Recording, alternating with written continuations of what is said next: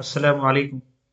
आज की हमारी वीडियो लाहौर हाई कोर्ट के एक तारीखी फैसले के हवाले से है जो 18 दिसंबर 2024 को जारी हुआ और ये ऑनरेबल जस्टिस आसिम हफीज साहब ने जारी किया, जिसके अंदर सरकारी मुलाजमीन को एक रिलीफ मिला है।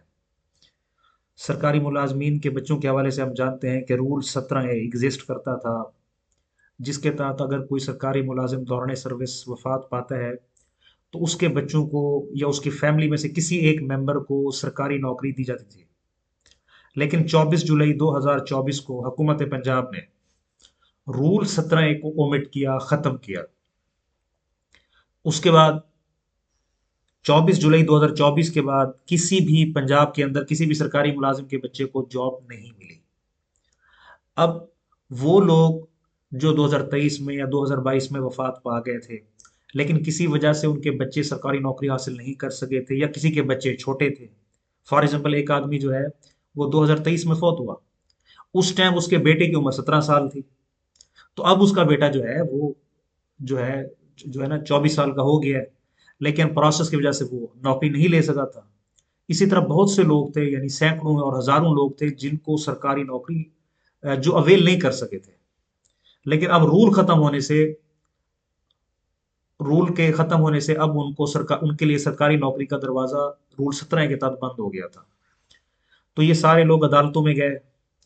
तो ये केस जस्टिस आसिम हफीज साहब की अदालत में जब पेश हुआ तो उन्होंने इसके ऊपर एक तारीखी फैसला जारी किया, जिसके अंदर उन्होंने ये कहा है कि जो मुलाजमीन 24 जुलाई से पहले वफात पा गए हैं या 24 जुलाई 2024 से पहले मेडिकल ग्राउंड पर रिटायर हो चुके हैं, उनके बच्चे रूल 17 के तहत अहल है, क्योंकि उस वक्त तो ये रूल था और वो हकदार भी थे। मजीद लाहौर हाई कोर्ट ने पंजाब हुकूमत को हिदायत जारी की है कि तमाम मुलाजमीन के बच्चों को रूल 17 के तहत नौकरी के लिए कंसीडर करें। हाँ, अगर वो रूल 17 के तहत अहलियत रखते हैं तो उनको नौकरी दे दी जाए। तो उन्होंने जितनी अथॉरिटीज हैं और तमाम डिपार्टमेंट्स हैं उनको ये डायरेक्शन जारी की है कि पिटिशनर्स को जो है आप अ, उनकी एप्लीकेशंस को कंसीडर करें कि अगर वो रूल 17 के अंदर फॉल करती हैं और उनका हक 24 जुलाई से पहले अगर बनता था और उनके वालिद 24 जुलाई से पहले वफात पा गए थे, तो आप उनके बच्चों को नौकरी दें। और उन्होंने मजीद ये फैसला जो है अप्रूव फॉर रिपोर्टिंग भी कर दिया है। यानी ये जज साहब के ऊपर डिपेंड करता है, जब वो फैसला करते हैं तो उसके आखिर में वो लिख देते हैं अप्रूव फॉर रिपोर्टिंग समटाइम ना। तो जब अप्रूव फॉर रिपोर्टिंग कर दें तो फिर ये फैसला बतौर रेफरेंस पाकिस्तान की किसी भी अदालत में या इदारे में इसको बतौर रेफरेंस जो है वो पेश किया जा सकता है।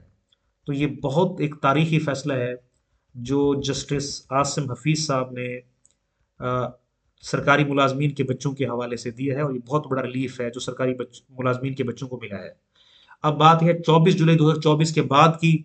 हाँ, उसके बाद जो लोग वफात पाएंगे उनके लिए हक खत्म हो चुका है, क्योंकि उसके बाद कानून ही एग्जिस्ट नहीं करता। कानून 24 जुलाई तक था।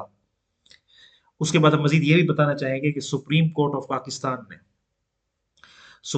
पाकिस्तान ने अपनी एक जजमेंट के अंदर ये बताया है कि जो लोग रूल 17 के तहत या फौज की कोटा के तहत भर्ती होते हैं, ये दूसरे लोगों के साथ जो है हक तलफी है। ये जो सुप्रीम कोर्ट ऑफ पाकिस्तान के हमारे पिछले चीफ जस्टिस थे काजी फायद ईसा साहब, उन्होंने ये फैसला जारी किया था। उन्होंने कहा था कि ये हक तलफी है, जिसके बाद यानी ये बगैर इश्तेहार के ये लोग भर्ती होते हैं। तो उन्होंने कहा ये आर्टिकल 25, यानी आर्टिकल 25 ये है कि तमाम शहरी बराबर हैं। जब तमाम शहरी बराबर हैं तो आप उसमें से किसी एक शहरी को लेके डायरेक्ट नौकरी दे देते हैं, तो ये बाकियों के साथ हक तलफी है।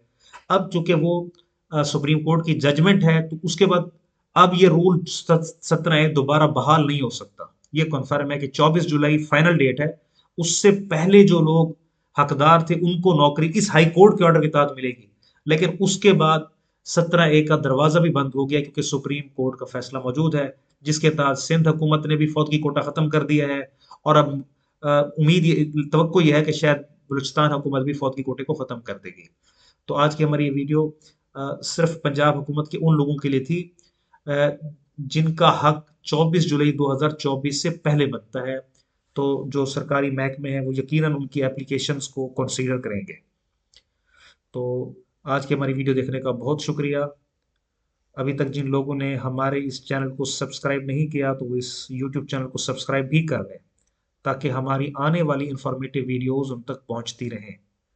थैंक्स।